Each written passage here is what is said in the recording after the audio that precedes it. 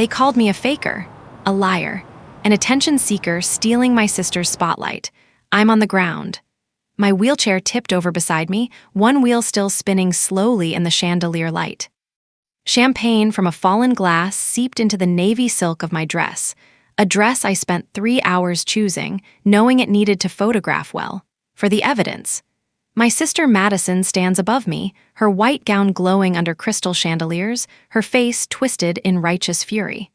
"Stop faking." She screams. The words echo through the ballroom like a verdict, like an execution order delivered to a captive audience. 300 guests bear witness. Some gasp. Most stare with that peculiar hunger people develop when witnessing another's destruction.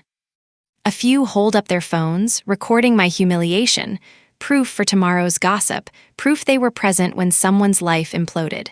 Blake, her groom, her golden prince, reaches down and grabs my arm. Not to help me up, to pull me, to drag me, to prove I can walk. To expose the fraud he's convinced I am. "Get up," he hisses, breath hot with expensive scotch. "We know you're lying." My face burns. My hands tremble against the cold marble. Every eye in the room judges me, finds me guilty, sentences me to shame without trial or mercy. What they don't know, what none of them can possibly imagine, is that I own this venue. I own the catering company serving their plated perfection.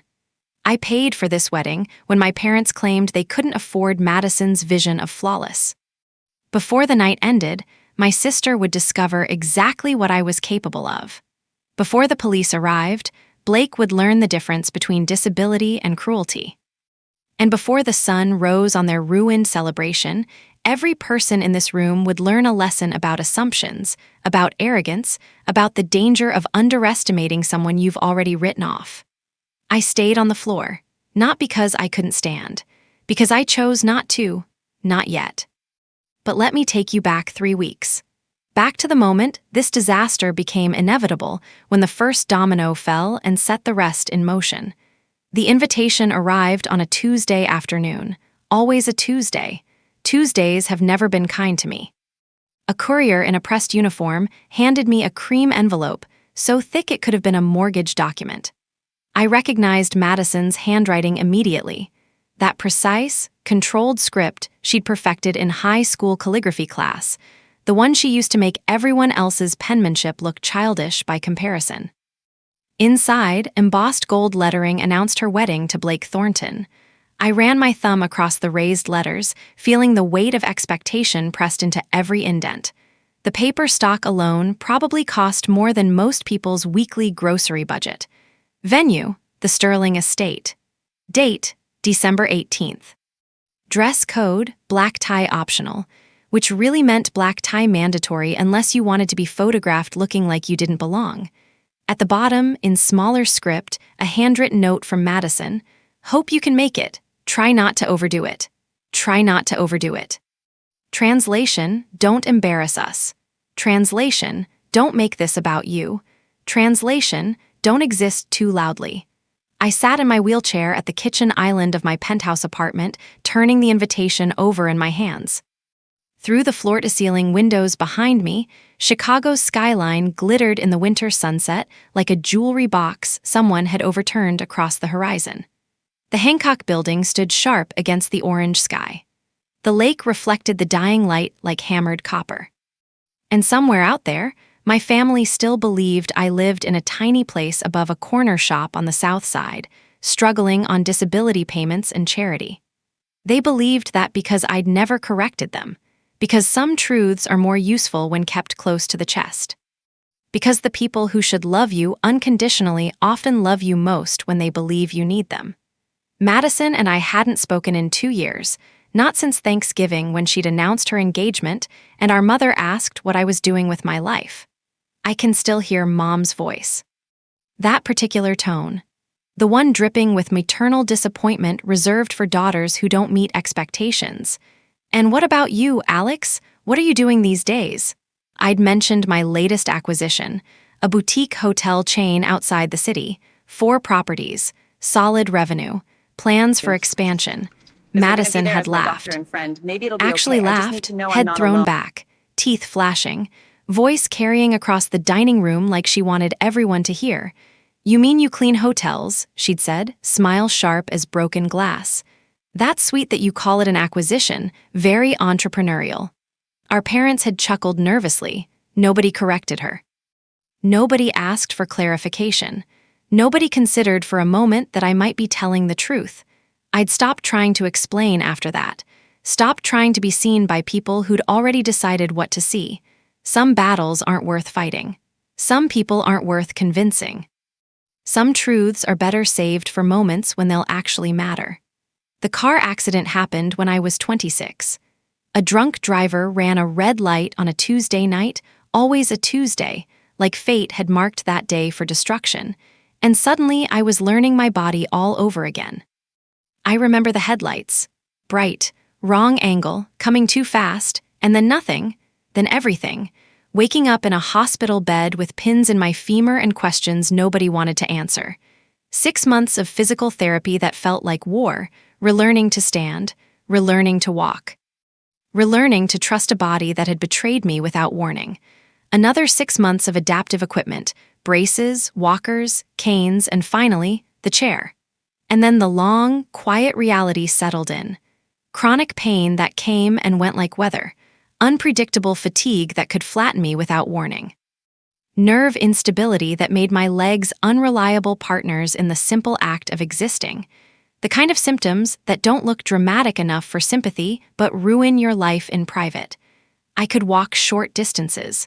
Some days better than others. Some days not at all. But the chair gave me freedom. Energy. Control. It wasn't a prison. It was a strategy. A way to conserve fuel so I could build something real while everyone assumed I'd been reduced to waiting rooms and daytime television. My family never understood the distinction, never bothered to learn it. Never asked the right questions. Madison visited me exactly twice in the hospital. Twice. Both times she spent more time on her phone than talking to me, scrolling through social media while I lay there with metal in my bones and fear in my chest. "This is so unfair," she'd said during the second visit. "I'd thought she meant for me. She meant for herself." "Mom and Dad are constantly worried about you now," she'd continued, not looking up from her screen. "It's all anyone talks about. How's Alex? What does Alex need? Is Alex okay?" She'd sighed like my tragedy was her inconvenience. "It's exhausting." Our parents came more often, but treated me like I'd become fragile china, something to be handled carefully, spoken to softly, and kept out of sight when important company arrived, when appearances mattered. When reality became inconvenient. "Don't push yourself, sweetie. Maybe this is a sign to slow down. We're just glad you're alive. You don't need to prove anything."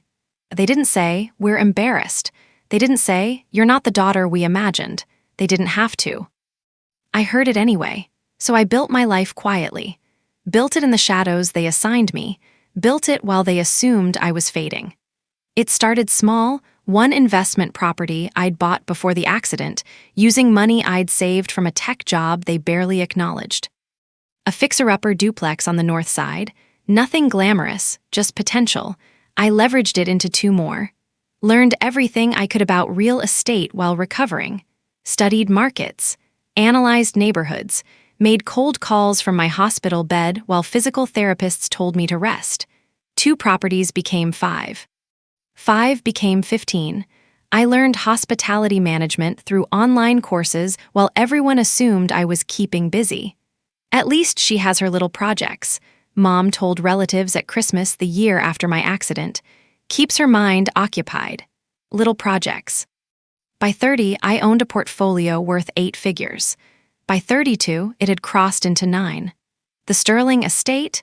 I'd purchased it 18 months ago through a subsidiary company. Hartwell Holdings, LLC, named after our family. The irony wasn't lost on me.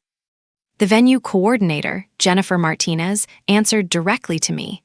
The catering company serving Madison's wedding? Mine. Acquired 11 months ago when the previous owner wanted to retire. The florists, the photographers, the staffing agency, not all of them, no. I didn't own the entire world. But I owned enough of Madison's perfect day to turn it inside out if I had to. I never planned to use that power. Not at first, it was just insurance. Protection against a family that had taught me the hard way that safety was something you built for yourself. And then, 3 months before the wedding, my parents came to my office. The real one, the penthouse suite in a downtown tower with views that made visitors stop talking mid-sentence. They didn't know it was mine. They thought I was visiting a friend who worked there. I let them believe it. "We need help," Dad said, hat literally in his hands, voice small in a way I'd never heard before. "Madison's wedding. The costs have gotten out of control, and with the economy..." He trailed off. Mom's eyes were red. "We've tried everything," she whispered, "but we can't afford what she wants, and she'll be devastated. You know how long she's dreamed of this." They didn't ask how I was doing. They didn't notice my office. They didn't wonder why the receptionist had called me Ms. Hartwell when we walked in. They just needed money. And they came to me, the disappointing daughter, the one in the wheelchair, the one who cleaned hotels, because they'd exhausted every other option. I wrote a check that made their shoulders drop with relief, enough to cover everything Madison wanted. The venue, the flowers, the photographer, the caterer.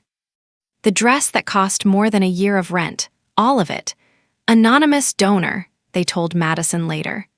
"Great-Aunt Dorothy's inheritance," they said, recycling the old woman's name like she could still be useful even in death. Great-Aunt Dorothy had left exactly $800 to the family when she passed, but Madison didn't question it. Madison never questioned where good things came from. She just assumed she deserved them. It was me. It had always been me, holding up the scaffolding of their illusions.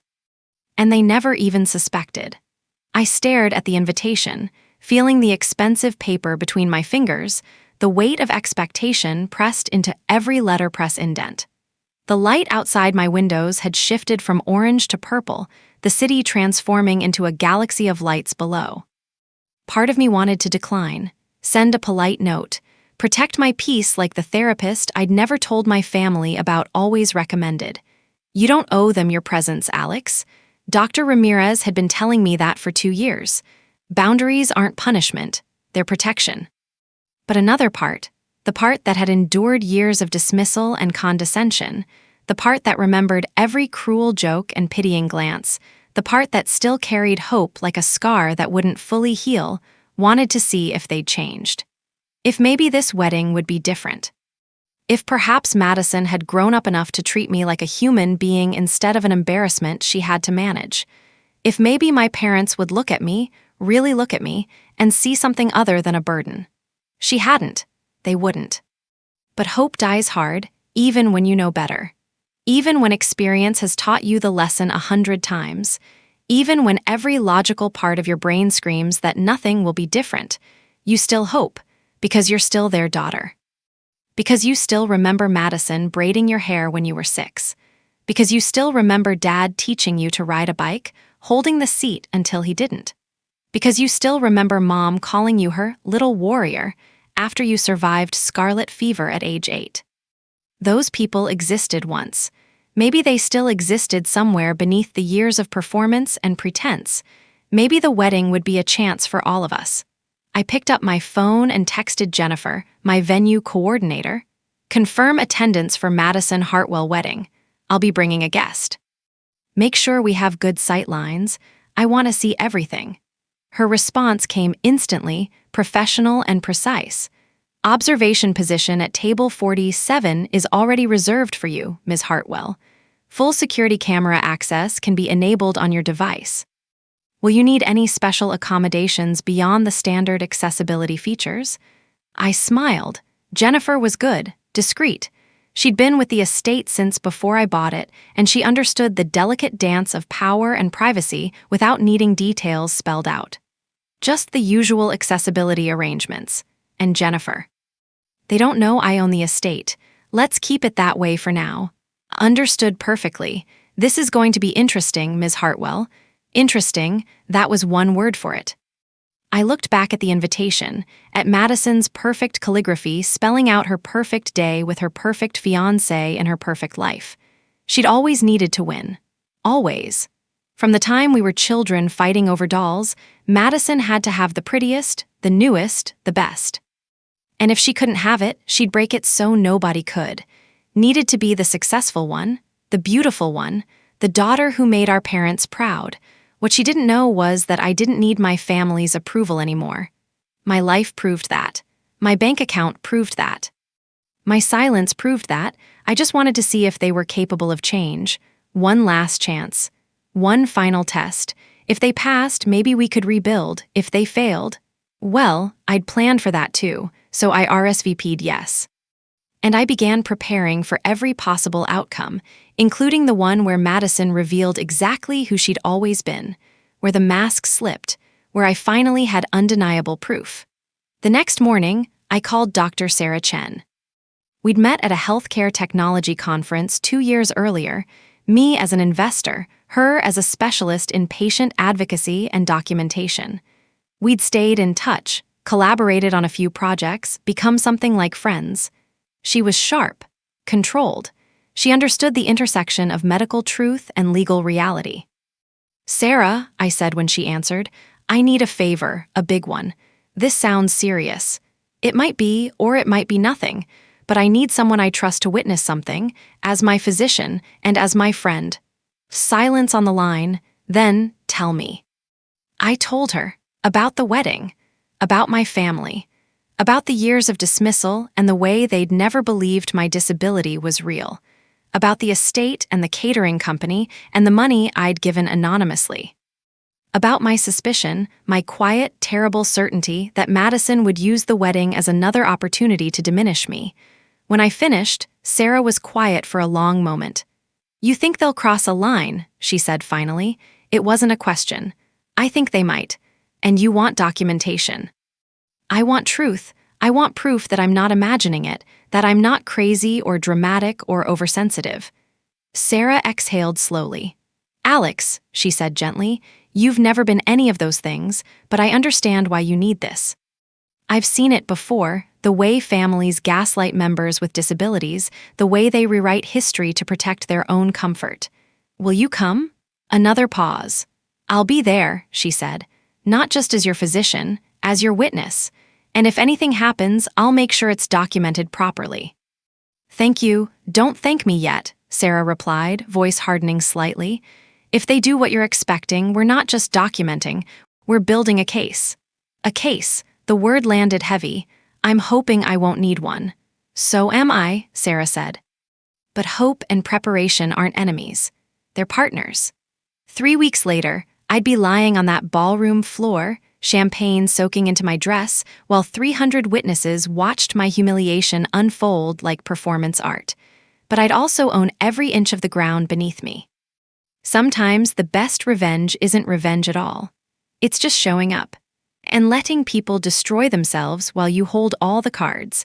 I just hadn't realized how literally they'd try to destroy me, how willing they'd be to cross lines I thought were uncrossable, how little I'd meant to them all along. The Sterling estate rose from manicured grounds like something out of a postcard, all ivory stone, soaring columns, and enough architectural pretension to make history blush. French Renaissance meets American excess. My architect had called it when I'd purchased the property 18 months ago. He wasn't wrong.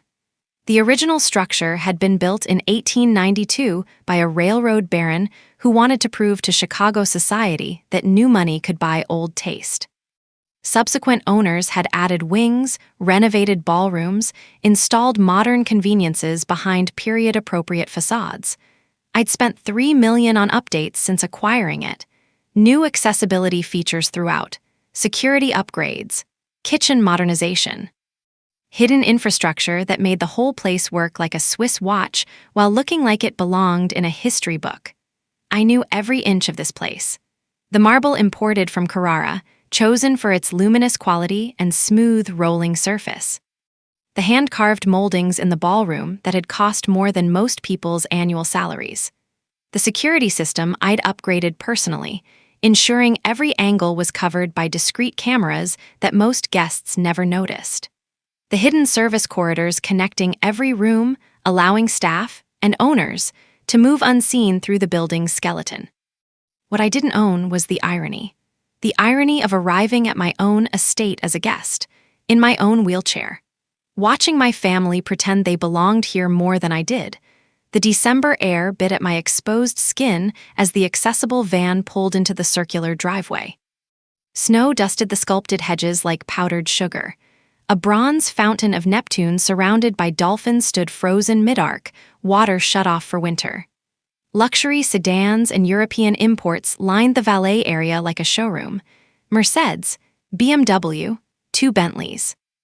And my accessible van, which the valet eyed like a delivery vehicle that had wandered into the wrong party. I'd arranged for accessible access at the main entrance. But the valet, someone I didn't recognize, probably hired specifically for the wedding, gestured toward the side of the building with the casual thoughtlessness of someone who'd never considered accessibility as anything but an inconvenience. "You'll want to use the service entrance, ma'am," he said, not unkindly, just practical. Wheelchairs were inconvenient for grand entrances, inconvenient for the aesthetic Madison had carefully curated, inconvenient for the photographs that would define this day. "I'll use the main entrance," I replied quietly, voice calm as glass. He looked uncertain, glancing at the sweeping stone steps and the guests flowing up them in evening gowns and tuxedos. "There's no ramp on the side. The accessible entrance is around." "I'm aware of the building's layout," I said, better than most.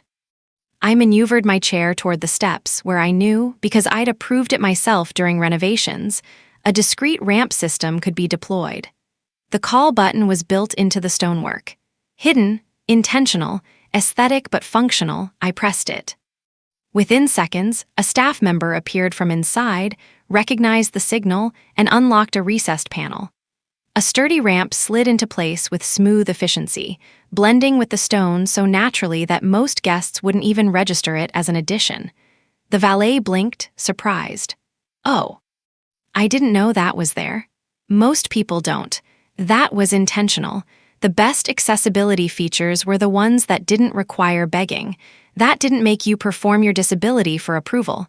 That just worked.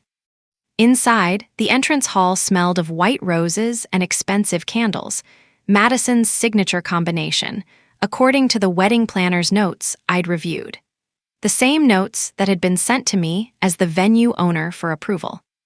Crystal chandeliers caught the afternoon light, scattering rainbow shards across floors I'd chosen for their acoustic warmth and polished sheen.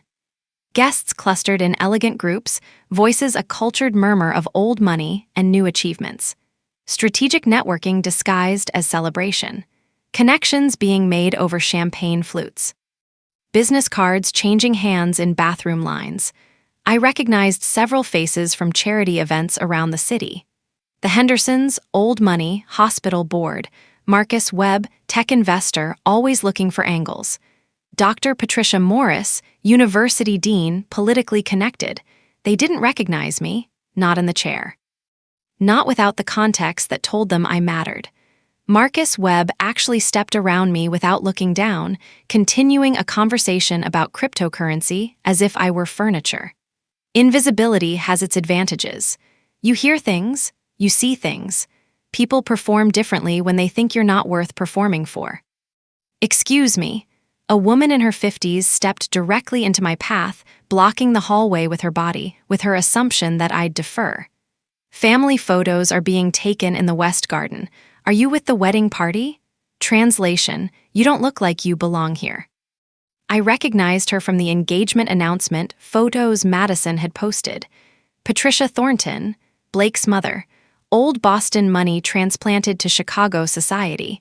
The kind of woman who'd learned to smile while cutting you down before she could walk. "I'm Madison's sister," I said evenly. Her expression flickered, confusion rippling across carefully maintained features, then poorly concealed skepticism. "Oh," she tilted her head slightly, the way one might examine an unexpected stain on expensive fabric. "I'm Blake's mother, Patricia." She didn't extend her hand, didn't lower herself to meet my eye line. Just stood there, a tower of champagne silk and judgment. "Madison mentioned you might attend," Patricia said, emphasis on might suggesting she'd hoped otherwise. "We've set up a lovely viewing area where you'll be comfortable during the ceremony." Comfortable, that word again. Translation: out of sight. Translation out of mind. Translation out of the photographs. How thoughtful, I said, smile fixed. Patricia's smile tightened like a drawstring pulled too fast. The photographer wants all family photos before the ceremony. You'll understand if we... Well, the composition works better with everyone standing. She paused, letting the words land. Perhaps you could join us for one or two later, the casual ones. Perhaps I could be cropped out later, edited from history like an inconvenient truth, relegated to the outtakes folder nobody opens. Of course, I replied, voice honey-sweet and hollow. Stay calm, document everything. Let them show you who they are. I pulled out my phone and sent a quick text to Dr. Sarah Chen. Arrived. Photo exclusion confirmed. Recording started. Her response came immediately. Good. Stay near the main areas. I'll be there in 20 minutes. Don't engage unnecessarily. Patricia turned away, her duty to the disabled sister discharged with minimal effort. I watched her rejoin a cluster of guests near the grand staircase, the one Madison wanted for photos because it looked like generational wealth.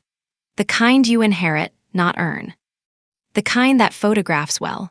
Excuse me, miss? A voice behind me, familiar and professional.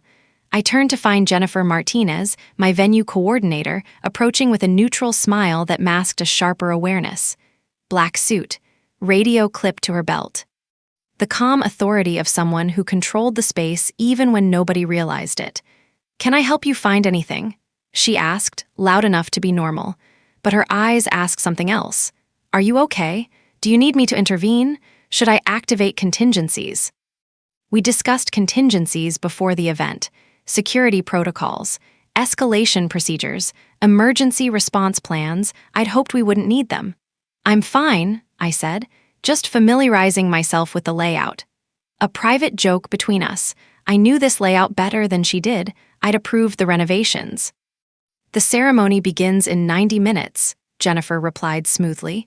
If you need anything at all, I'm available. What she meant, I'm here, I'm watching, I've got you. I gave her the smallest nod. Madison's laugh echoed from the West Garden, high and performative, the sound of someone aware of her audience. Through the tall windows, I saw her surrounded by bridesmaids in blush dresses, her white gown catching winter sunlight like a declaration of victory. She looked radiant, triumphant, perfect in every calculated way. The dress was Vera Wang. I knew because I'd paid for it, anonymously, of course, through the great-aunt Dorothy inheritance that had materialized just in time. And beside her stood Blake Thornton, tall, handsome, impeccably tailored in a tuxedo that probably cost more than some people's monthly rent. The kind of man who'd been treated like the world owed him softness since the day he was born. He was laughing at something Madison said, hand possessive on her waist. I'd researched him, of course. Harvard Law, family connections. A reputation for charm that had smoothed over several incidents from his 20s that never quite made it to public record. Then his eyes swept across the glass and landed on me. The warmth vanished. His face went flat, assessing, calculating. He said something to Madison. She turned, following his gaze. Even from this distance, I saw her face transform from bridal joy to something harder, colder. Fear wrapped in fury. She excused herself from her bridesmaids and marched toward the building. Blake followed like a loyal soldier. Jennifer moved subtly closer to my position. Ready, watching. This was going to be interesting. They entered through the garden doors, Madison's dress whispering across the floor like a secret. She stopped 3 feet away, close enough to speak, far enough to keep territory. Her face was composed, but her eyes were hard. Alex. My name sounded like an accusation, like something she'd been forced to acknowledge. You actually came. You invited me. Just reality reflected back. I didn't think you'd show up. Hope dressed up as prediction. Blake positioned himself slightly behind her, eyes dropping to my wheelchair the way some people look at a stain they can't ignore. Congratulations, I said, voice neutral. The venue is beautiful. It should be. Madison smoothed her dress unnecessarily, hands needing something to do. It cost a fortune. Blake's family has connections. They helped us secure the booking. They didn't have connections, I owned it, but I let the lie breathe. Let her stand on ground she thought was solid while it shifted beneath her. "I hope you'll be comfortable," Madison continued, tone suggesting she hoped the opposite. "We arranged seating that accommodates your situation." "My wheelchair," I said gently, making her name it. Making her face what she was dancing around. "Your needs," she corrected quickly, smile not reaching her eyes. "Blake, this is my sister, Alex Blake Thornton." Blake extended his hand out of habit, then hesitated when he realized I was seated. He withdrew it awkwardly, confusion flickering across his features, as if he'd encountered a social situation his prep school hadn't covered. "Nice to meet you," he said. "Congratulations on the wedding." "Thanks." He shifted, trying to appear compassionate. "Madison told me about your accident. That must have been difficult. It was 6 years ago. I've adjusted. But you still need the chair?" The edge in his tone was subtle, but it was there. Skepticism wrapped in concern. Accusation disguised as sympathy. "I use the chair," I corrected, emphasis calm and deliberate. "It helps me manage pain and fatigue. It lets me participate fully in life." Madison made a small sound, not quite a laugh, not quite a scoff, something in between, something dismissive. "Always so philosophical," she murmured. "Some people would be grateful for family support instead of insisting on being independent." "I am independent," I said, 3 words final as a locked door.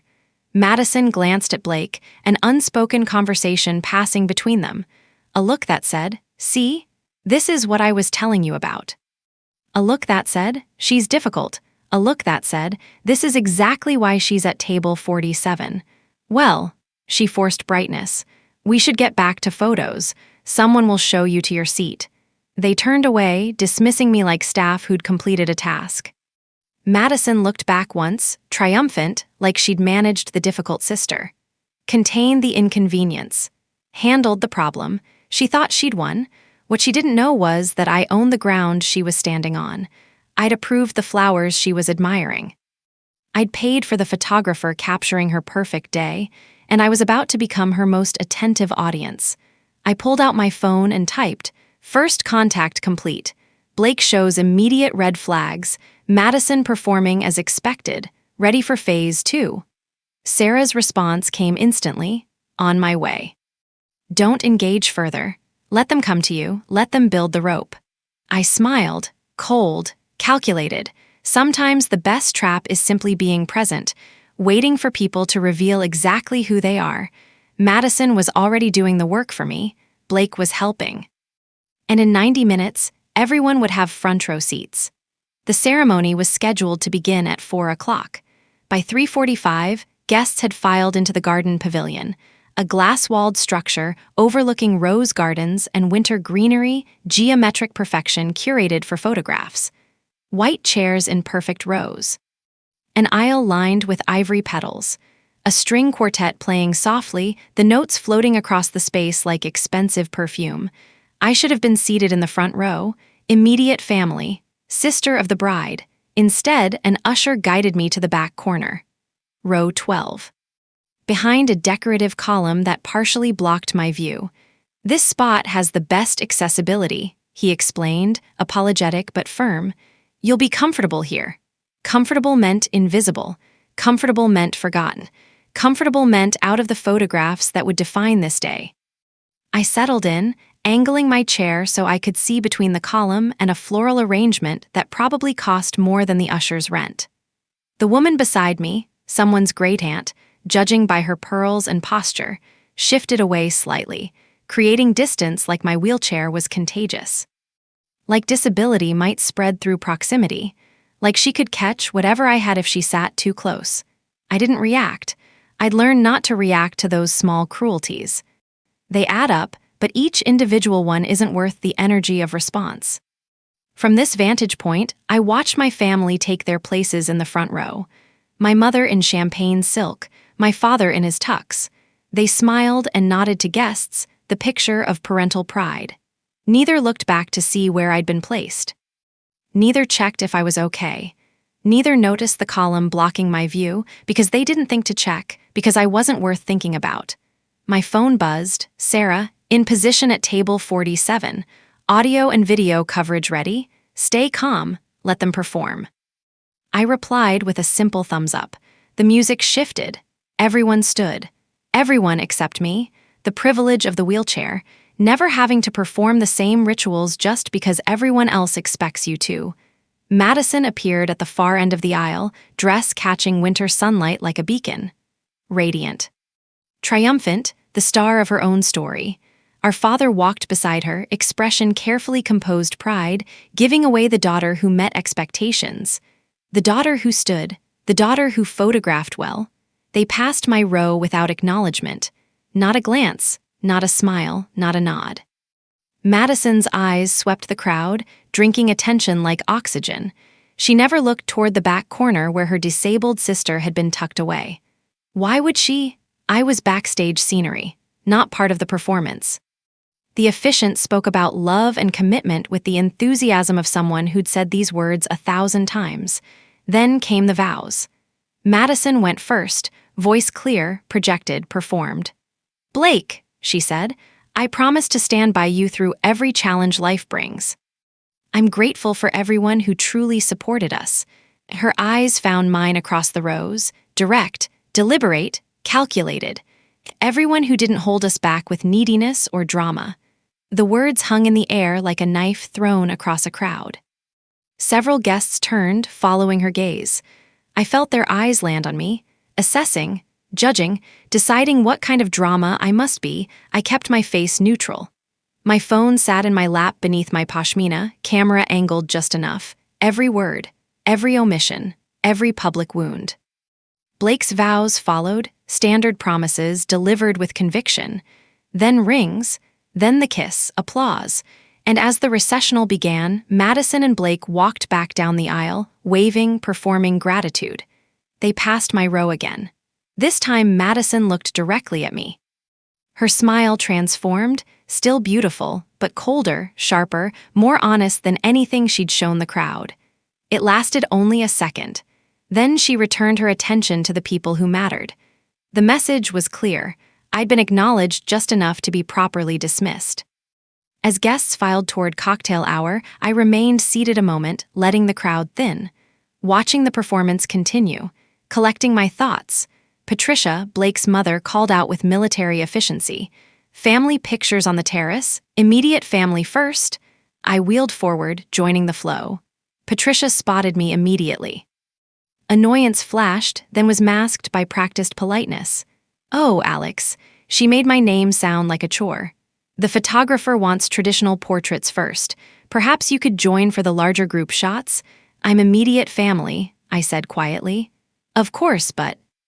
Patricia glanced at Madison, then at the photographer, then back at me. My mother appeared beside her like she'd been waiting for her cue. "Alex, sweetie," she said softly, placing a hand on Patricia's arm in solidarity, "don't make this difficult. Madison has a specific vision for her album." "A specific vision? A vision without me in it?" My father nodded, materializing on my other side. "This is Madison's day," he said, as if that explained everything. As if Madison's day required my erasure. The photographer arranged them like chess pieces. Madison and Blake center, parents flanking. Everyone standing, everyone smiling, everyone perfect, everyone present, except me. I backed away, positioning near a decorative fountain where I could still observe, still document, still collect evidence for a case I hoped I wouldn't need. Sarah texted, "Got it all, every exclusion. They're condemning themselves." They posed, click. Adjust, click again. Laughter, affection, warmth, a family portrait without the daughter they'd rather forget. After 15 minutes of being erased from my own family's record, Patricia waved at me like she was flagging down staff. "Alex, come get in a few shots." I wheeled over. But the moment was gone. They weren't arranged formally anymore.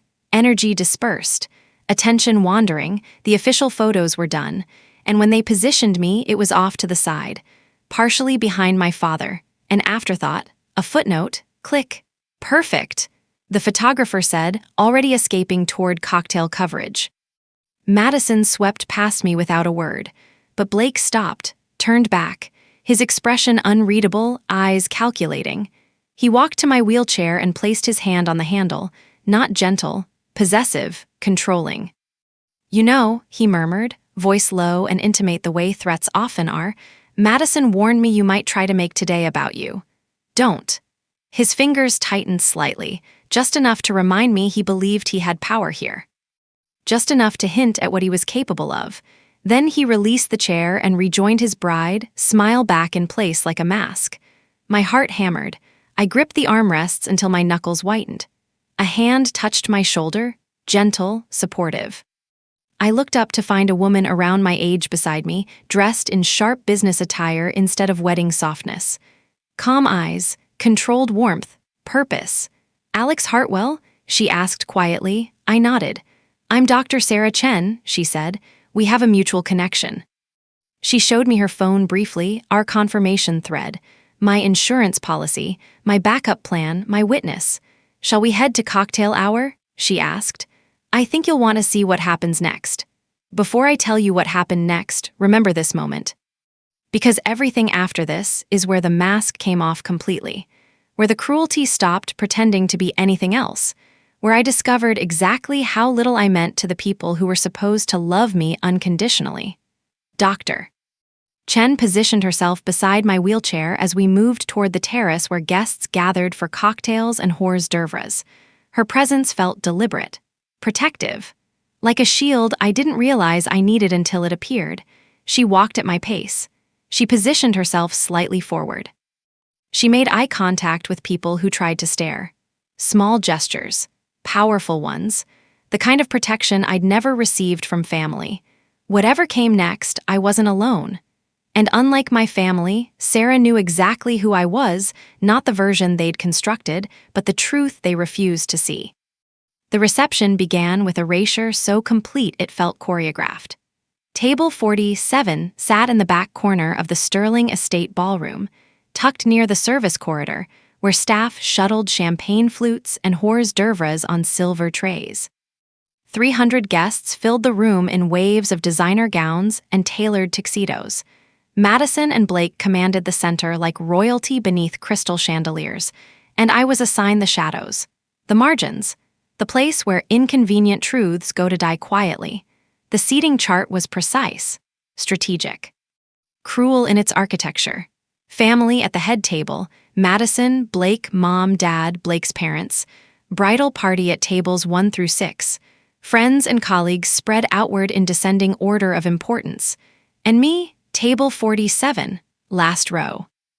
Near the kitchen doors that released bursts of heat and the clatter of porcelain every 30 seconds. A constant reminder that to them, I was closer to the staff than to the family I'd been born into.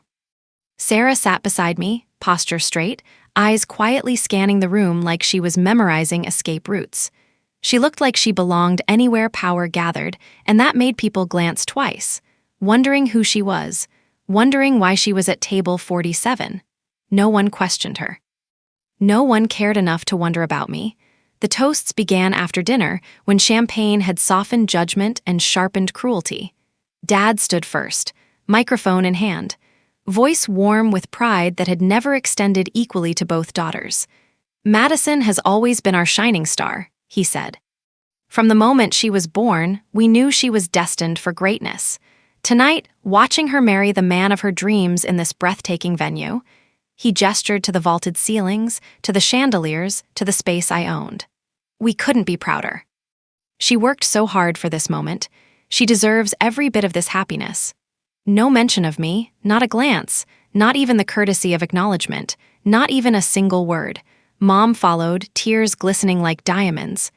"Madison," she said, "you've earned every bit of this happiness. You deserve this day, this life, everything you've built.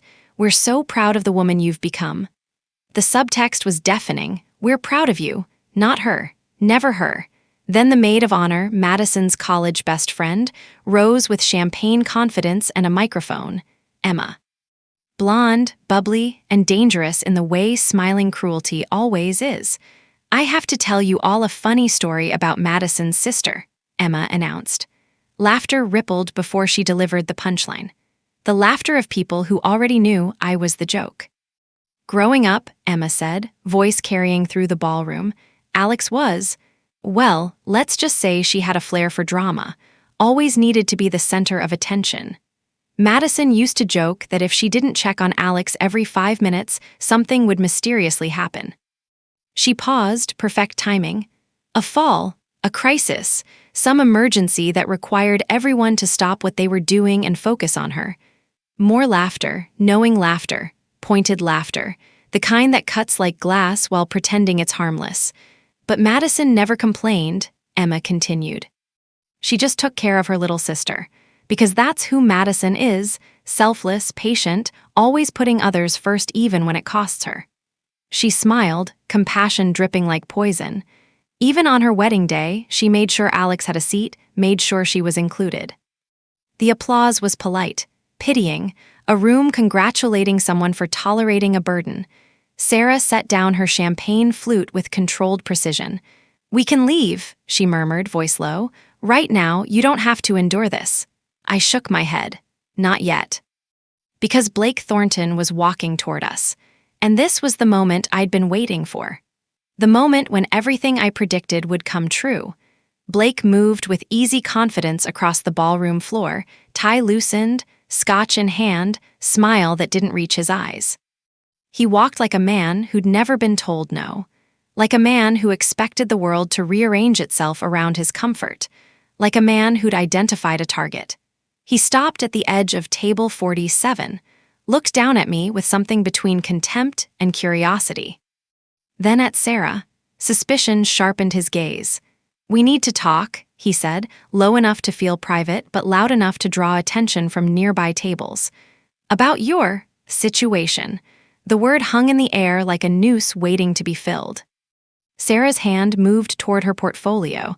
I placed my fingers lightly on her wrist. "Not yet, let them dig." "My situation?" I asked, voice level.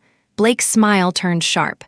"Yes," Madison's voice cut in as she appeared beside him, reception dress clinging like arrogance. "Your situation."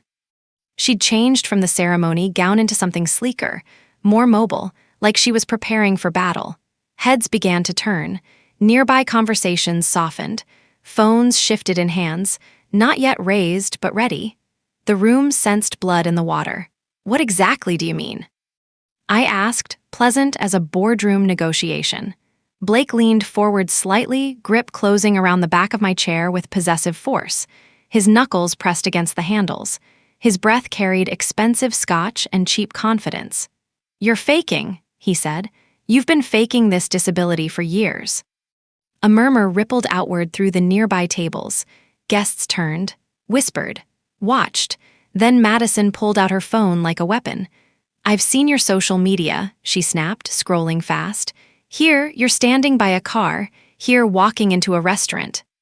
And this one, on your feet at some event, smiling like you don't spend every day pretending to be helpless." She thrust the phone toward me. Photos I recognized. Moments I remembered. The car photo. 5 seconds of standing to take a picture before collapsing into the passenger seat, exhausted. The restaurant, walking 8 steps from the accessible entrance to my chair, which was waiting just inside. The event, a 15-second photo opportunity that cost me 2 days of recovery. Context that meant nothing to someone determined to see fraud. Sarah's voice was calm, precise. "Ms. Hartwell's condition is well documented." "We're not talking to you," Blake snapped, tightening his grip on my chair. "We're talking to the fraud who's been manipulating her family for years. They didn't want truth. They wanted a villain. They needed me to be faking so their cruelty could be righteous instead of abusive. So their neglect could be wisdom instead of abandonment. So their exclusion could be protection instead of punishment."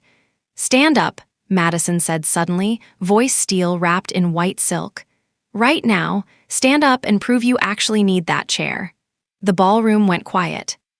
That particular silence that happens when everyone knows something terrible is about to occur, but nobody wants to be the one to stop it. Even the musicians hesitated, strings trailing off mid-phrase. Even servers paused mid-step, trays balanced, eyes watching. 300 people held their breath. "Madison," I said softly, offering one last exit ramp, "this isn't the time. Stand up."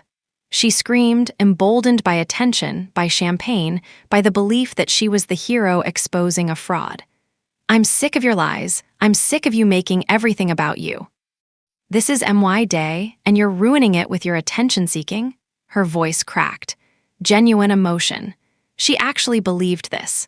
Had convinced herself so completely that my disability was performance, that my pain was theater, that my chair was a prop in some elaborate scheme for sympathy. Because the alternative, that she'd spent years being cruel to someone who was genuinely suffering, was unbearable. And Blake, his knuckles white on my chair, leaned closer. "If you don't stand up and walk right now," he said, voice low and dangerous, "I'm going to tip this chair and make you." There it was, the threat, clear, actionable, witnessed, recorded. Sarah's voice cut through the silence like surgical steel. That would be assault. Blake finally looked at her properly, really looked, seeing her for the first time as something other than an obstacle. "Who the hell are you?" Sarah's smile wasn't friendly. "Dr. Sarah Chen," she said, "Ms. Hartwell's business partner and her physician." "Business partner?" Blake scoffed. "What business collecting disability money?" Laughter flickered from a nearby table. Quick, nervous, cruel, the kind of laughter that signals permission. The kind that says, "This is acceptable. This is entertainment. This person doesn't count." My mother's voice rose from the head table, sharp with desperation.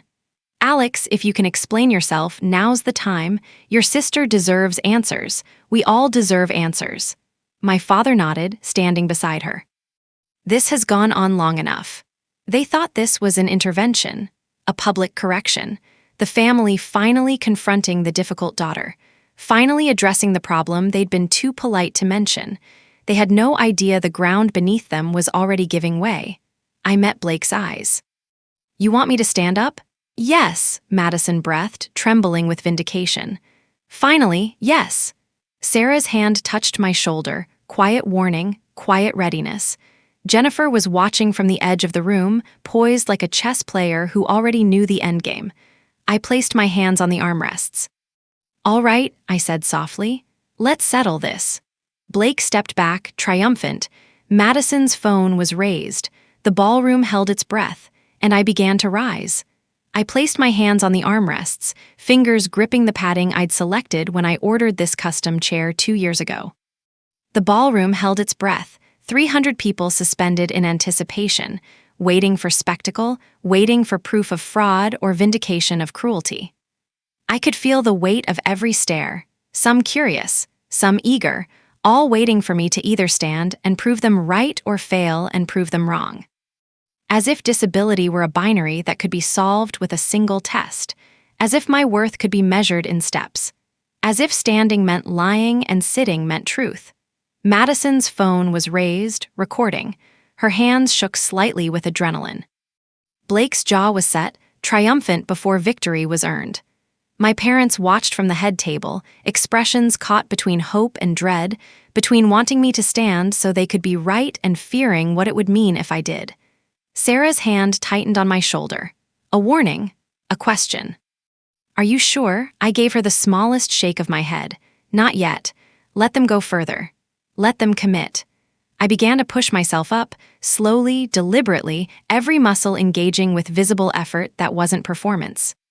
My arms bore most of the weight, compensating for legs that worked but not reliably, not without cost. My knees trembled as they took the load. Ankles wobbled with the instability that came with nerves that didn't always cooperate, joints that had learned the hard way what pain could do. I rose 6 inches, 8, 10, the effort was real, the pain was real, the sweat forming at my temples was real. Madison's breath caught. "She's," and then Madison's hand shot out, not to help, to shove. Her palm slammed into my shoulder, hard, vicious, fueled by champagne and years of resentment and the desperate need to be right. The physics were simple. I was already unstable, weight shifting forward, balance precarious. No grip, no anchor, no chance. I went down. The wheelchair tipped backward with a metallic screech that cut through the ballroom like a scream. My body hit the marble floor with a crack that echoed off vaulted ceilings. My head, my elbow, my hip. Pain detonated through every nerve ending. The world fractured into sharp-edged fragments. white ceiling spinning, crystal chandelier multiplying, Madison's face above me, twisted with rage, vindication, and the first flicker of dawning horror. "Stop, faking," she screamed, shrill and desperate. "Just walk, get up and walk." I lay there, stunned. My dress, the navy silk I'd chosen because it photographed well, was torn at the shoulder. My hair had come loose from its careful arrangement. Something warm trickled down my face. Blood, copper taste, everything hurt, not strategy, not theater. Pain, real, overwhelming, consuming. Blake was suddenly there, grabbing my arm, hauling upward with brutal force. "Get up, you fraud, get up." "Stop!" Sarah's voice cut through the air, sharp and commanding, the voice of someone used to being obeyed. But Blake wasn't listening. He pulled. I cried out, genuine pain as my shoulder wrenched, as nerves screamed, as my body reminded me that walking was never the question. It was always the cost. Madison's phone still recorded, shaking in her hand. "She's faking," she shrieked to the crowd. "Look at her. She's been lying for years, making us feel guilty for nothing." The guests formed a circle now, a modern coliseum with marble instead of sand. Some looked horrified, more looked fascinated. Phones rose like reflex. Dozens of them, recording, documenting, creating evidence they didn't know they were creating. One voice from somewhere in the ring tried to cut through. "Hey, that's not." "Shut up," Madison snapped, whipping her head toward the sound. "You don't know what she's put this family through. Years of manipulation and lies." Blake dropped my arm. I collapsed back onto the marble, fresh pain blooming like glass flowers under my skin. He stood over me, breathing hard, face flushed with alcohol and righteous anger. "If you can't walk, prove it," he said. "Show us proof that you're not just a manipulative liar." I could have spoken, could have explained that wheelchair use isn't a confession of paralysis. That disability isn't a costume you wear for attention.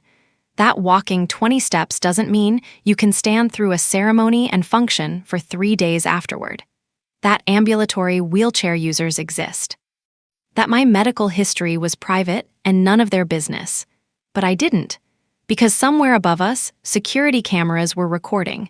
Because Sarah's device was capturing every second with timestamps. Because my phone, knocked from my lap, lay beside me on the marble, screen cracked but still glowing red with recording in progress. Because Jennifer was already moving. Because I'd asked her for one thing if they crossed the line from cruelty to violence. And they had. Let them dig, I thought through the haze of pain and adrenaline. The hole is almost deep enough to bury them. Madison crouched beside me, her wedding dress pooling on the floor like spilled milk, white fabric kissing the drops of my blood. Up close, I could see the desperation in her eyes, the terror that maybe she'd been wrong, that she'd built her identity on a lie, that I was the weak one, the embarrassing one, the cautionary tale. "Why won't you just admit it?" she whispered, mascara breaking into dark rivers. "Why do you have to ruin everything? This is my wedding, and you're making it about you again." I swallowed blood. I kept my voice quiet. "I didn't ruin anything," I said. "You did that yourself." Her hand moved, fast, instinctive, and for a heartbeat I thought she might hit me again. Sarah's voice cracked like a whip. "Touch her again and I'll make sure you're arrested." Madison froze, turned. "Who the hell do you think you are?" Sarah stood, posture straight, expression ice. "Doctor." "Sarah Chen," she said, "and I'm a witness to assault." Her eyes swept the crowd, phones recording, faces watching, mouths half open, as are approximately 300 other people. The ballroom doors opened, not dramatically, not theatrically, efficiently. 2 venue security guards entered first, moving with practiced control. They weren't strangers to me. I'd hired them personally, trained them, given them protocols for exactly this kind of situation. Right behind them came 2 police officers in uniform. Officer Mendoza led, a woman in her 40s with steady eyes and the posture of someone who'd seen everything. Her partner, Officer Park, followed close behind, younger, alert, hand resting near his radio. The shift in the room was immediate, like someone had pulled the plug on the entertainment and replaced it with reality. Madison shot to her feet, smoothing her dress with frantic hands, searching for control like a drowning person searches for air. "Officers," she said quickly, voice sweetening into panic. "Thank God you're here. This woman has been causing a scene." "Ma'am," Officer Mendoza said, firm and calm, stepping between Madison and me. "Step back from the injured woman." "Injured?" Madison laughed, shrill and cracking. "She's fine. She's been faking this whole disability thing for years. We were just trying to expose her." "Ma'am," Mendoza's tone dropped. "Step back, now." The second officer, Park, knelt beside me, eyes scanning my face, the blood at my temple, the way my hand trembled. "Can you tell me your name?" "Alex Hartwell," I said softly. "Are you injured, Miss Hartwell?" I nodded. "Head, shoulder, hip, wrist." He didn't blink. He spoke into his radio with clinical steadiness. "We need medical support on scene. Possible concussion, visible bleeding, assault victim conscious and responsive." Blake took a step forward, lawyer brain finally catching up to the situation, panic tightening his features. "Officer, this is a misunderstanding." "Sir," Officer Mendoza cut in, "stay where you are." Blake stopped. Madison's face twisted. "Misunderstanding?" she snapped. "She's lying. She can walk. We have proof." "Ma'am," the officer said, "what we have is multiple witnesses and visible injury. That's our priority right now." Sarah stepped forward just enough for the officers to register her presence fully. "I have video evidence," she said calmly. "Multiple angles, audio, security footage from the venue." Officer Mendoza looked at her. "And you are?" "Dr. Sarah Chen," Sarah said, voice even. "Ms. Hartwell's business partner and physician." Madison blinked rapidly. "Physician?" she repeated, like the word didn't fit the story in her head. "She doesn't need a physician. She needs attention." The officer ignored Madison entirely. "Dr. Chen will need that footage." "You'll have it," Sarah replied. "All of it?" The room had gone silent, not the kind of silence that makes you feel powerful. The kind of silence that means everyone realizes they've witnessed something criminal, something that can't be explained away, something that will have consequences. My mother finally appeared, pushing through the ring of guests, face arranged into concern like makeup applied too quickly. "Oh, Alex, sweetheart," she began, arms reaching. I lifted my hand. "Stop." One simple gesture. My mother froze mid-step. "Don't," I said quietly, her face flickered. Confusion. Offense. Then fear, because she sensed the tide turning and didn't know how to swim in it. "But you're hurt," she whispered, voice trembling with performative tenderness. I held her gaze. "You watched her push me," I said, "and you did nothing." My father arrived behind her, jaw clenched, anger rising because anger was easier than guilt. "Alex," he snapped, "this isn't the time. Your sister didn't mean—" "She shoved me," I said, simple, undeniable. It wasn't an accident. The crowd heard it. Phones captured it. My mother's mouth opened, an automatic defense of the golden child forming on her lips. Sarah cut in smoothly, dangerously. "I strongly advise you to stop talking," she said, voice low but lethal. "Anything you say can be used in criminal proceedings and civil litigation." My mother went pale. Blake's face went from pale to gray. "Civil litigation?" He repeated, the words landing like a hammer. Sarah didn't raise her voice. She didn't need to. "Assault," she said. "Battery, disability-based harassment, intentional infliction of emotional distress." She glanced at the crowd. "And extensive video evidence from multiple witnesses, plus venue security footage." Blake's Scotch glass slipped in his hand. Not dropped, he caught it at the last moment, but his fingers trembled. The mask was cracking. The charming groom was disappearing. The real Blake Thornton was emerging, and he was terrified.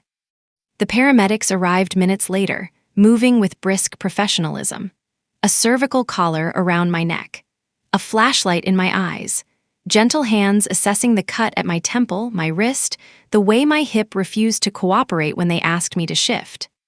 "Can you tell me what day it is?" one asked. "Saturday, December 18th, my sister's wedding." He nodded, checking off my cognitive responses. They helped me sit up slowly, carefully. They guided me back into my chair with practiced dignity.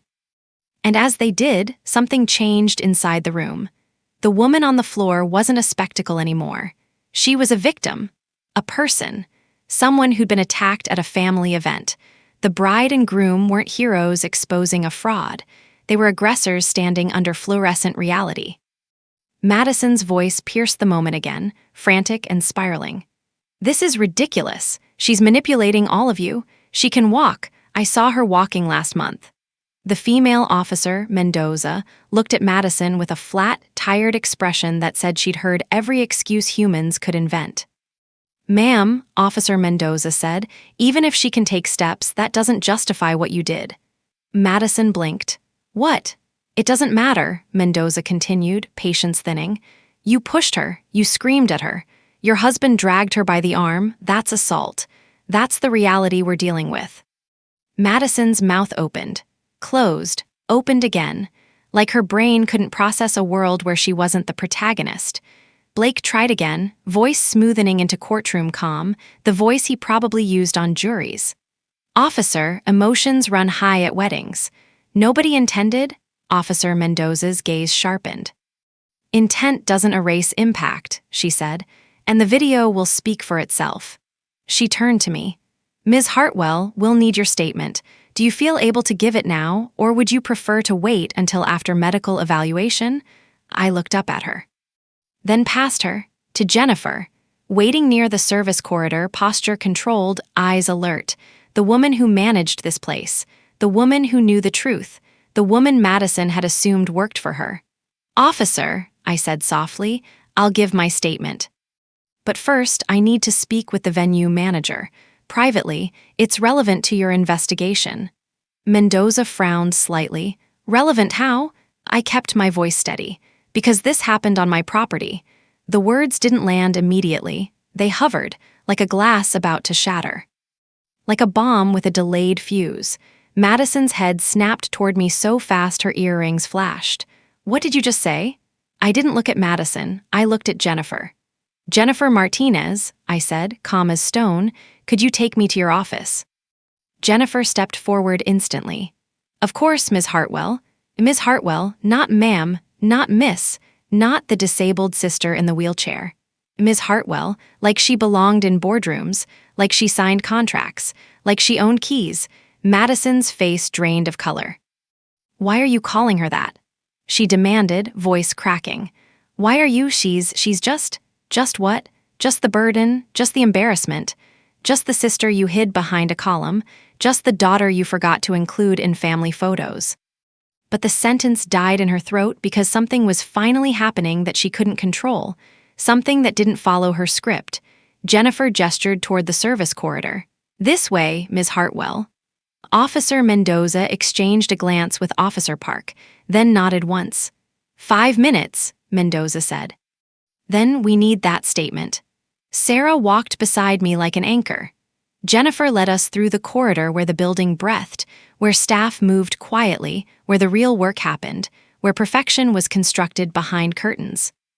And as we rolled into Jennifer's office, she closed the door with the soft click of a boundary being locked, the sound of privacy, of power, of consequences about to be delivered. Jennifer moved to a filing cabinet and pulled out a folder with a label that made Sarah's eyes flicker with approval. Sterling Estate, Ownership and Vendor Contracts. Jennifer placed it on the desk, opened it neatly, and slid the top page toward me. A deed summary. A corporate ownership statement, and my name, Alex Hartwell, in black ink, undeniable, irrefutable, real. Jennifer spoke quietly, professionally. "As requested, Ms. Hartwell, I have the ownership documentation, vendor agreements, and incident reports ready for the officers. Security footage has been preserved and backed up to 3 separate servers." Sarah's smile was small and sharp. "Good work," she said. Jennifer looked at me. "Would you like me to proceed with the next step?" I inhaled slowly. Pain pulsed in my hip with every heartbeat. My head throbbed behind my eyes. Blood had dried on my temple like a badge, but my voice, when I answered, did not shake. "Yes," I said. "Proceed." Jennifer picked up the desk phone and dialed a number from memory. When the call connected, she spoke one sentence, calm, clear, final. "This is Jennifer Martinez at Sterling Estate. Please initiate contract termination protocols for all parties listed under the Hartwell event file, effective immediately." She listened, then nodded, Thank you, confirm when complete.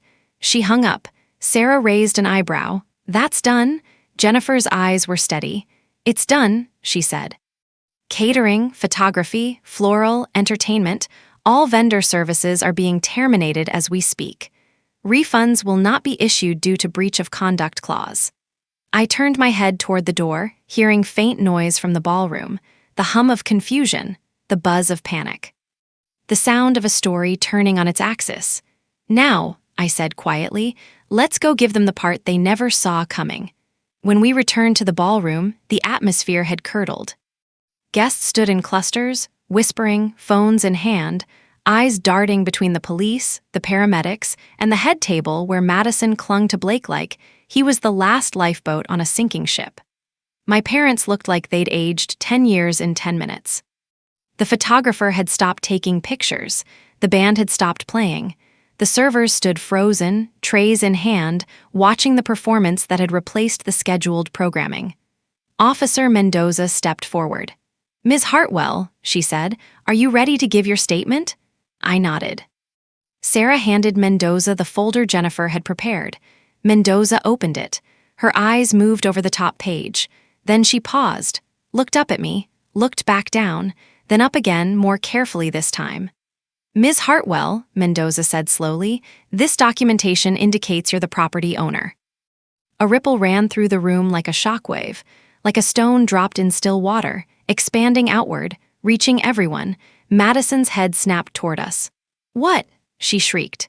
No, that's not, she's lying, she's… Ma'am, Mendoza said sharply, cutting through Madison's hysteria, be quiet. Madison actually flinched. Blake's expression tightened. His eyes darted around the room, calculating, searching for exits, searching for angles, but there were no angles here.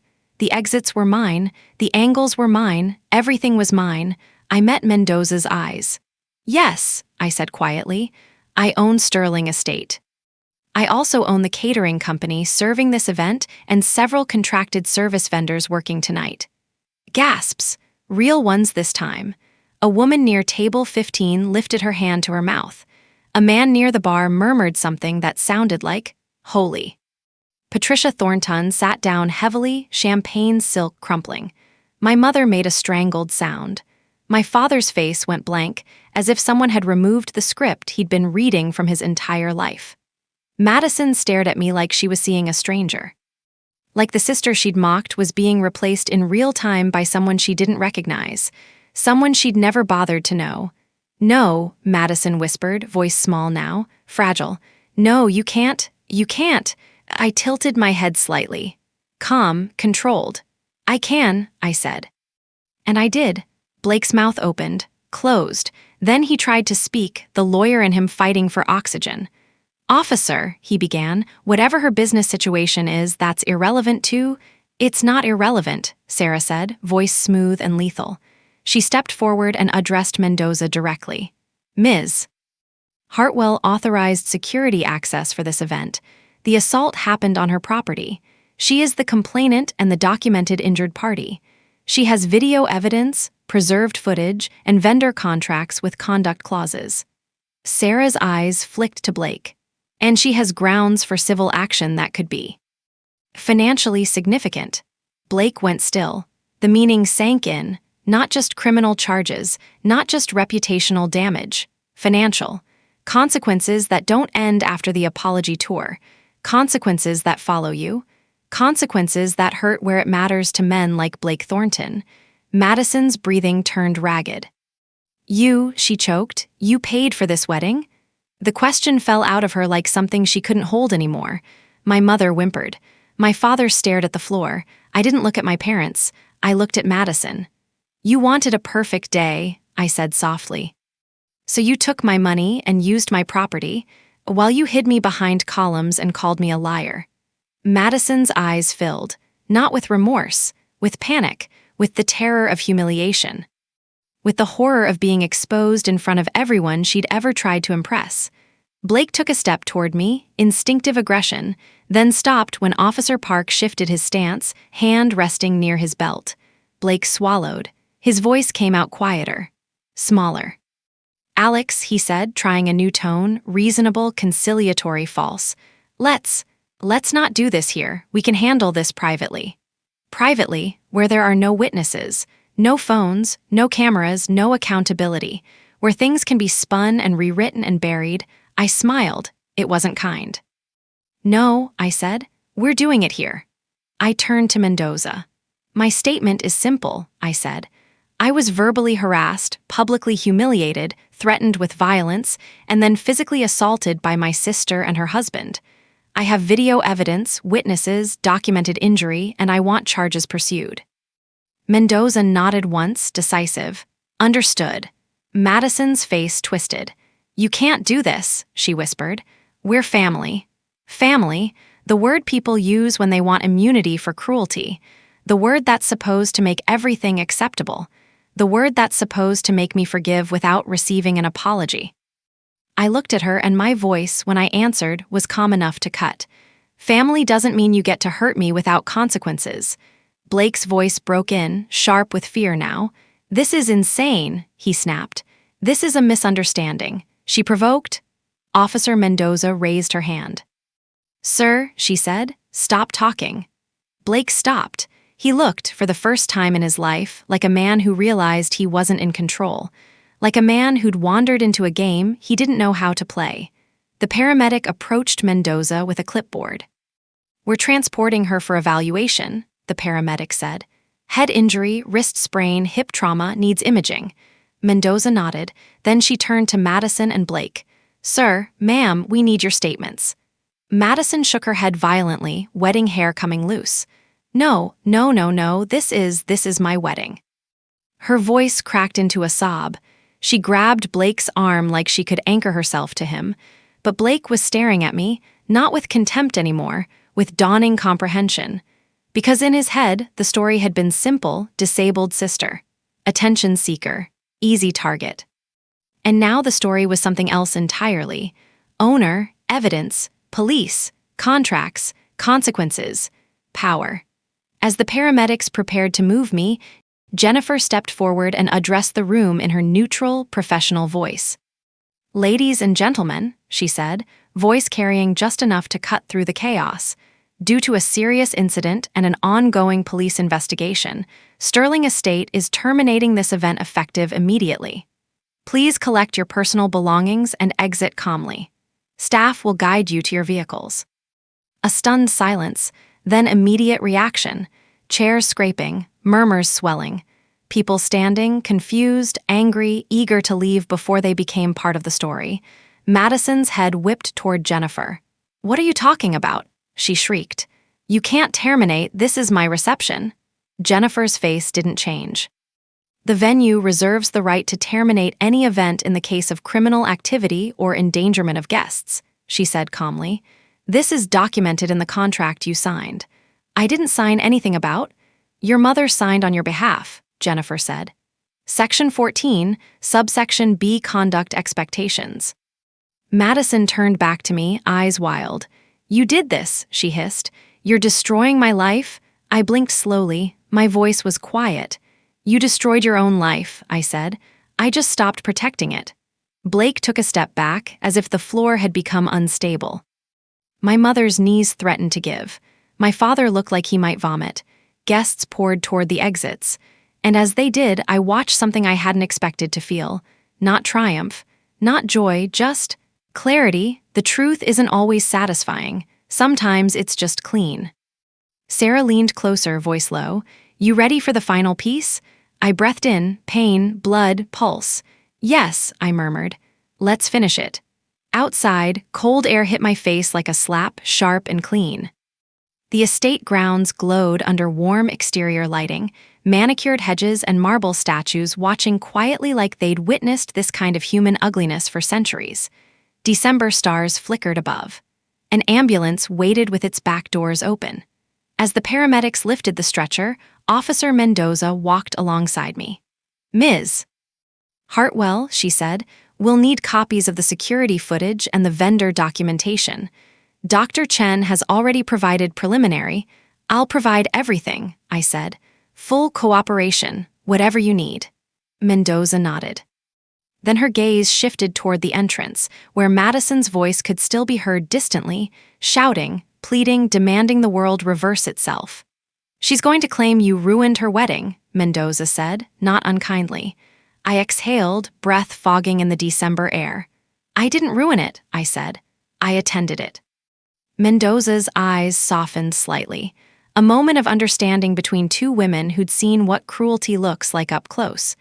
"Do you want an emergency protective order?" she asked. The question landed heavier than I expected, not because I feared them, but because it proved how real this had become, how far they'd gone, how far I'd had to go to protect myself. I looked past Mendoza to the estate doors, to Blake. He'd stepped outside now, alone, face pale under the lights, tie loosened, his posture suddenly uncertain. He wasn't angry anymore, he was afraid. Good, he should be. I met Mendoza's eyes. "Yes," I said quietly, "I do." The next morning, the sun rose indifferent and golden over a city that didn't care whose wedding had burned down. Chicago's skyline glittered through my hospital window like nothing had happened, like the world hadn't shifted on its axis. But the internet cared. The internet cared very much. The videos were everywhere. Not just Madison's shaky recording, the one she'd intended as proof of my fraud, but dozens of angles from guests who'd uploaded before they even made it to their hotels. A disabled woman on the floor, a bride screaming, a groom dragging her arm, police stepping in, a venue manager calling her Ms. Hartwell. And then the reveal, captured in whispers, captions, and one crystal-clear clip someone recorded near the officers. She owns the estate. By noon, Madison's perfect wedding photos had been replaced online by screenshots of her worst moment. The story didn't spread as disabled sister causes scene.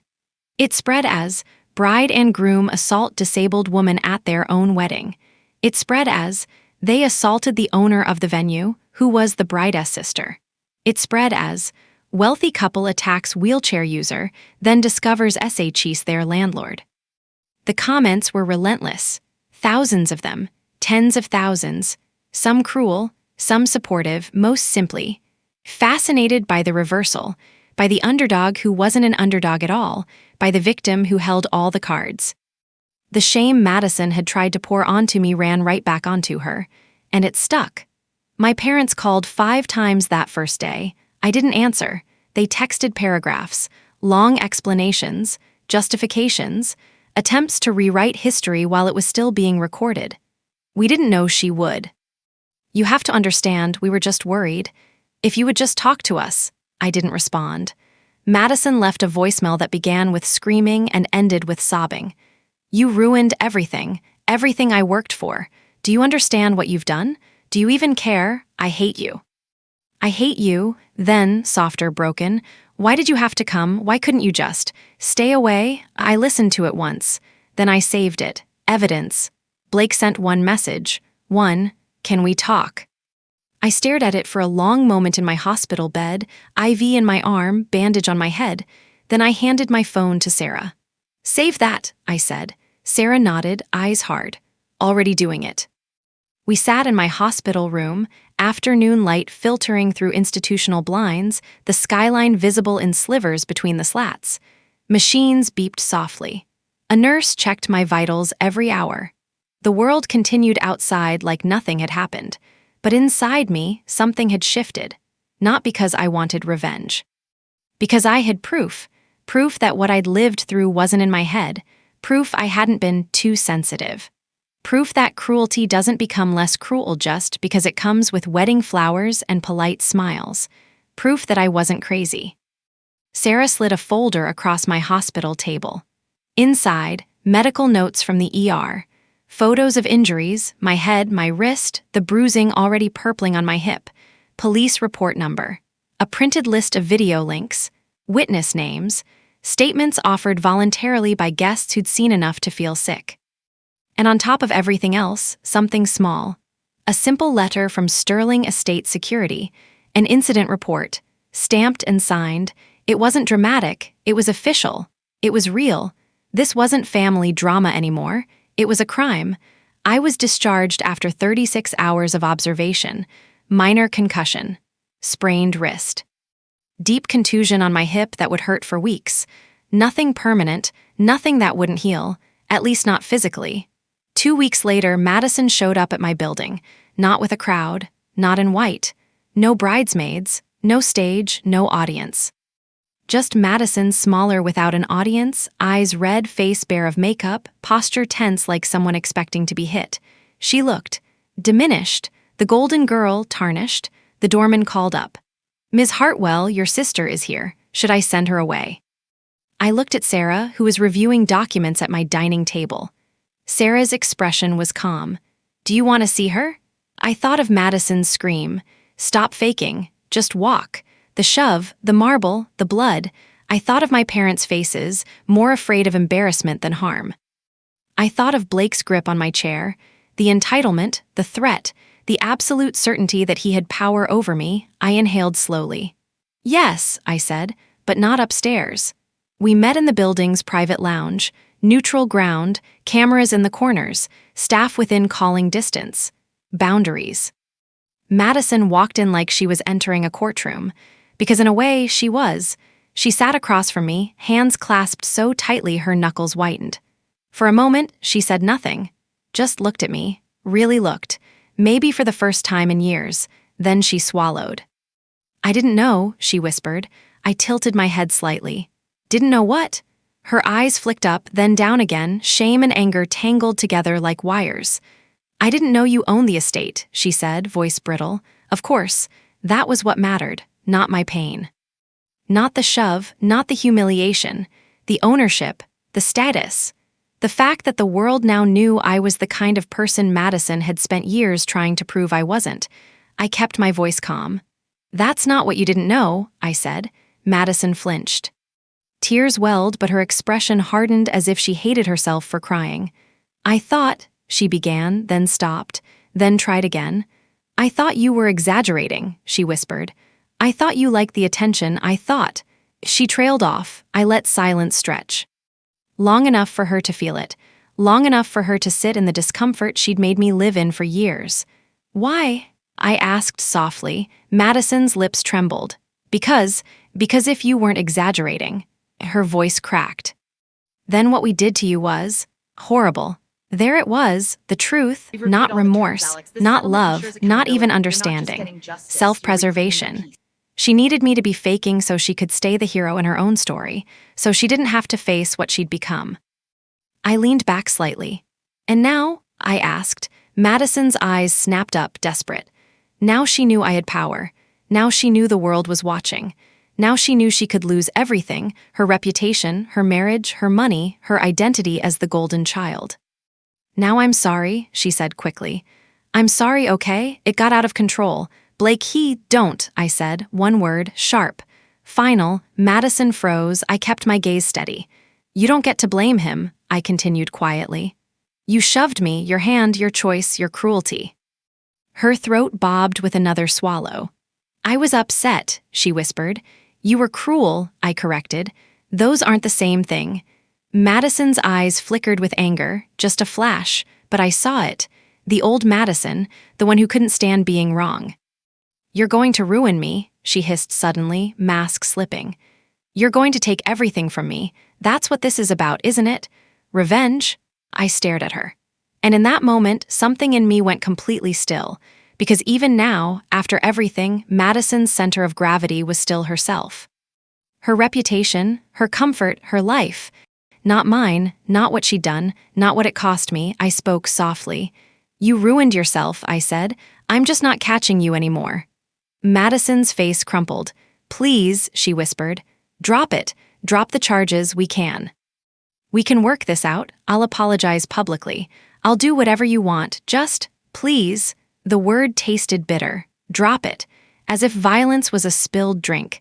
As if my body was an inconvenience. As if my pain was optional. Sarah stood behind me, silent, watching. I glanced at Madison, then lowered my voice. "I'll tell you what I'm going to do," I said. Madison leaned forward, hope igniting in her eyes. I held her gaze. "I'm going to press charges," I said, "and I'm going to sue, both of you." Madison's hope died. She made a sound that wasn't a word, a broken animal sound. No, she whispered. Yes, I said, because you don't learn from pity, you learn from consequences. Madison shook her head violently, tears spilling. You can't, she sobbed. We're sisters. I didn't raise my voice. I didn't need to. Sisters don't push sisters onto marble floors, I said.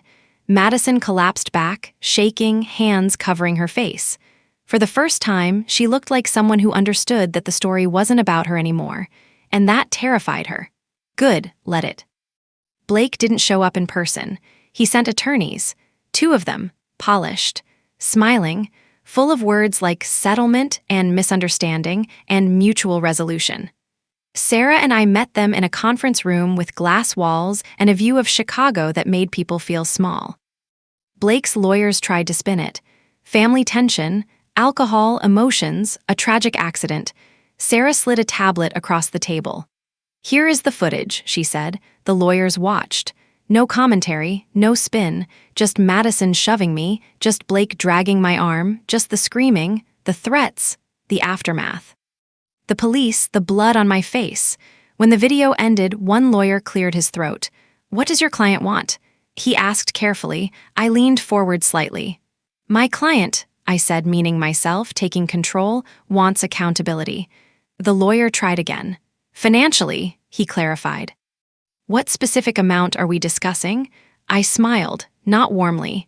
Enough, I said, that neither of them ever feels safe doing this to someone again. Silence. Then the lawyer nodded slowly, because he understood what kind of numbers lived inside the word. Enough when the person across the table owned the ground his clients had assaulted her on. When the person across the table had video, had witnesses, had power, and had patience. 3 months later, Madison's marriage was already a corpse, because Blake didn't marry Madison for love. He married her for status, for connections, for the image of a perfect life with a perfect wife. And the moment Madison became a liability, when her name became a headline, when people stopped inviting them to the right parties, when his firm began whispering about reputational concerns, he began looking for exits. He filed for divorce before the civil case even reached its final stage, cited irreconcilable differences. The newspapers called it inevitable. Social media called it karma. Madison called me again after that, not screaming, not crying, just hollow. You took him, she said quietly, voice dead. I stared at my phone for a long moment, then I answered with the truth. No, I said. He left because you showed him who you are, and he didn't like what he saw. She made a small sound, something between a laugh and a sob, and then, finally, she hung up. The day my case settled, I didn't feel triumph. I didn't pop champagne. I didn't celebrate. I sat alone in my penthouse kitchen, late afternoon sunlight spilling over marble counters, and stared at the signed papers. A number, large enough to matter, large enough to sting, a formal apology. Written, documented, legally binding, a permanent protective order. Madison and Blake were not to contact me, approach me, or discuss me publicly without legal consequences. Mandatory community service. Both of them, 200 hours each, working with disability advocacy organizations, anger management, court-ordered, 12 sessions minimum. And a clear legal consequence that would follow them like a shadow on every background check, every professional license, every future decision. Sarah walked in with 2 cups of tea and set one beside me. You okay? She asked softly. I exhaled. I thought I'd feel. Something, I admitted. Victory, relief, closure, something. Sarah nodded. You feel peace later, not in the moment. The moment is just quiet. Quiet, yes, that was it. Because for the first time in my life, I wasn't trying to prove I deserved basic respect. I wasn't bargaining with family. I wasn't explaining my pain like a salesman pitching a product. I wasn't asking to be believed. The truth had been recorded, stamped, signed, and enforced. A week after the settlement, I went back to Sterling Estate, not for an event, not for business. Just to stand quietly at the edge of the ballroom. The chandeliers hung exactly as they always had. The marble gleamed. The space looked innocent, as if it hadn't witnessed cruelty, as if it hadn't swallowed my blood. Jennifer found me there. She approached quietly, respectfully. Ms. Hartwell, she said, we've implemented additional accessibility protocols and staff training based on. What happened? Your incident changed things. I nodded once. Good, I said. Jennifer hesitated. I'm sorry it happened. I looked around the room, the columns where they'd hidden me, the corner where I'd fallen, the doors where the police had entered, then back at Jennifer. It happened because I let people believe I didn't matter, I said softly. Because I protected them from consequences, because I stayed quiet when I should have spoken, because I hoped instead of prepared. Jennifer's eyes held steady. You matter, she said simply. I swallowed. My voice came out calm. I know, I said. Now I know. Madison still tells people I ruined her wedding.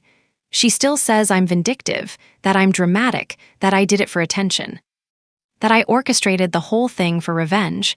People who don't know me believe her. People who saw the video don't. And the ones who matter, they don't need convincing, because the footage exists. The police reports exist. The settlement exists. The protective order exists. The legal record exists. And my life, my real life, exists exactly as it always has. Quietly powerful, unapologetically mine, built in the shadows they assigned me, stronger than they ever imagined. I didn't get revenge by screaming. I didn't get revenge by destroying her. I got it by letting the world see the truth. And then making sure the truth had consequences, because disability isn't a performance, and neither is dignity. So the next time someone looks at a wheelchair and assumes they know the story, I hope they remember mine, and I hope they think twice before they push. Before they judge, before they decide who matters and who doesn't, because sometimes the person you're trying to humiliate owns the ground beneath your feet. Sometimes the person you've written off is writing the ending herself, and sometimes the person you thought was weak is just waiting for you to show the world exactly who you really are. I didn't need revenge, I just needed the truth. And the truth was enough.